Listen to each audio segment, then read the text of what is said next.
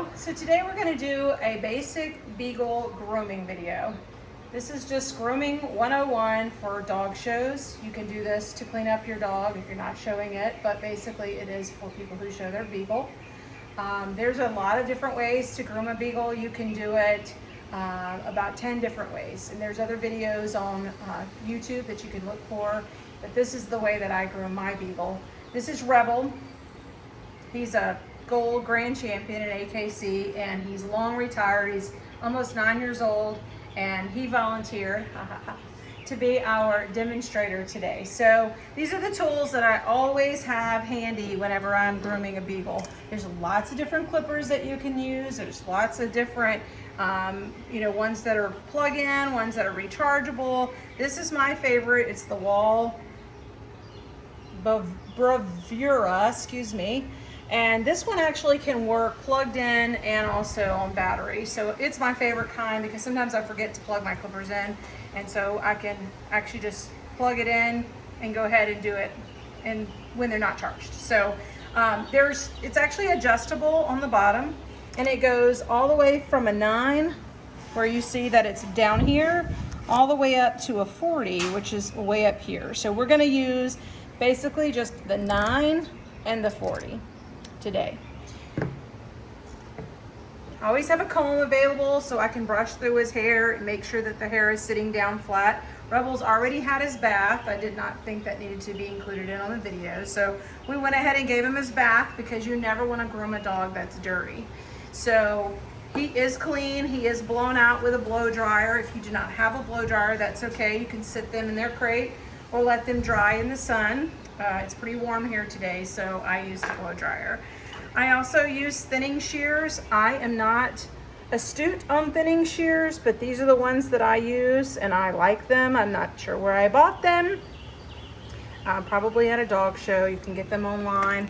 And I also use this particular thinning knife. It's a Franklin Fine. There's also a Franklin Coarse, so you can see it says F and the Coarse is C. So these are the main tools that I use. I did my Show People Will Gasp, bring out my Furminator, because on this particular dog, he has a lot of coat. I do not ever use a Furminator on a dog that I'm actively campaigning, but since this dog lives in my house as my pet, I did bring the Furminator. This is the tool that should be used for the same reason, but it's a lot more difficult on the dog that has this much coat and on a dog that's retired and does not care to be groomed all the time anymore. So that's the introduction. We're gonna work on Rebel next.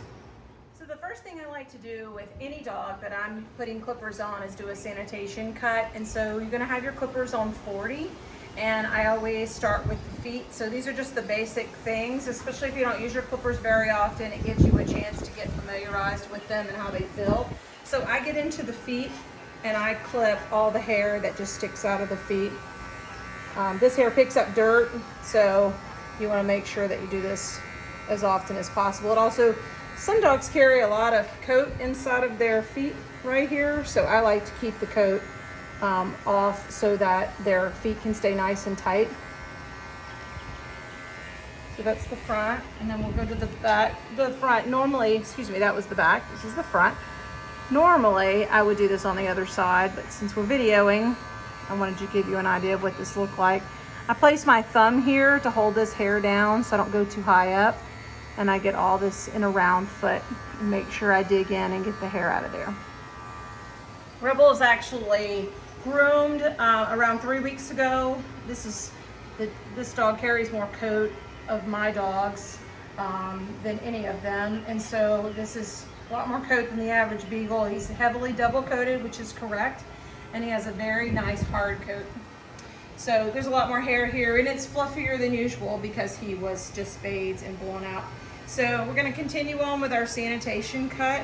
I make sure the tail is nice and high, so that way you do not nick this area. It's very sensitive back here, but I just go up the side with the 40 blade again and clean this area out. Again, this is mostly for sanitation reasons, but also when this tail is nice and up in the ring, that looks very clean. Next, we're going to do the bottom. I'm going to come on the other side for the video I'm gonna first do this flank area. They usually have a lot of hair right here. And again, it's still 40. You wanna make sure you have it on 40 and get as close as you can, rounding off that area there.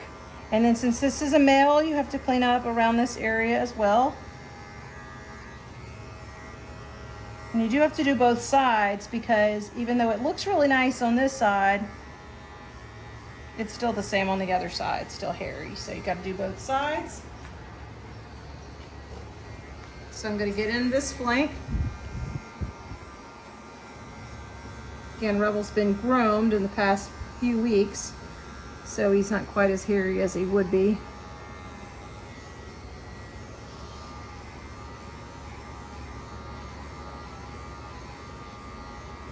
So I usually stop, I feel where the rib comes up here, and that's where I stop with this, and I can thin that out a little bit with thinning shears.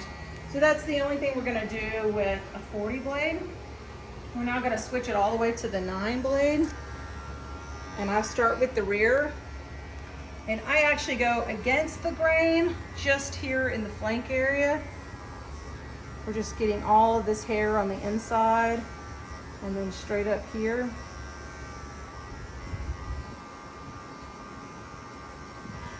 And then on the other side, we're gonna go against the grain again.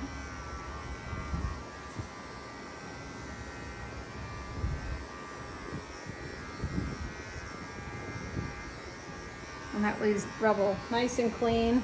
The rest of this area we're actually gonna do with the thinning shears. So that's the only thing we're gonna do with the clippers. So we'll come around the front. And on the front of the dog, I always start with the head and with the whiskers because I work from the top down. So the whiskers, you wanna very lightly get in there. You don't wanna dig in with the hair. So I hold the lips back so I can get the whiskers. Taking your dog's whiskers off is completely optional, but it does leave a cleaner look, especially on a Beagle. I don't do them on my sporting dogs, but this is a Beagle, and I like them to have a very clean, tailored look. So I actually go against the grain here. It's only a 9 blade, so as long as you're light and you're not digging in, then you shouldn't be taking too much hair off. If you're not comfortable, then don't use the clippers to do whiskers. You can always use a horse shave, which you can buy at a feed store, you could buy at the dog show.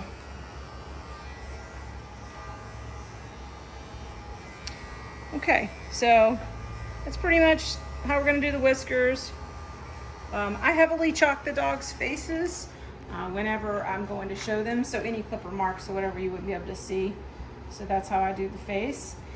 So now for the neck area, I have to actually take the noose off. If you're in a public place, you want to be very careful that your dog does not get loose. And now I'm going to go with the hair, with the grain rather than against the grain. And so I'm a lefty, so if you'll come over here with the camera, you'll be able to see it better. So I just peel back the lips like this, and I start all the way at the top, and you want to try to keep the skin tight and not pick up your clippers at all if you can help it.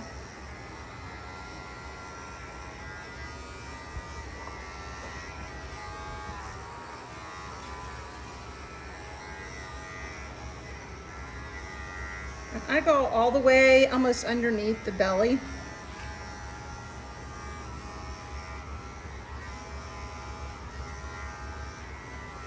Again, Rebel's really hairy. Not all dogs have a lot of hair down there.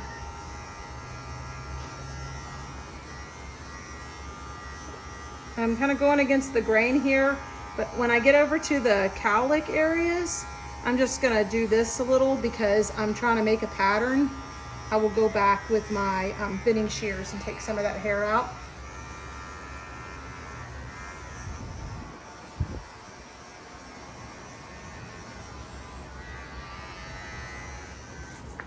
So as you can see, that's a lot of hair that Rebel carries. And so this is definitely a necessary evil when it comes to showing this particular dog.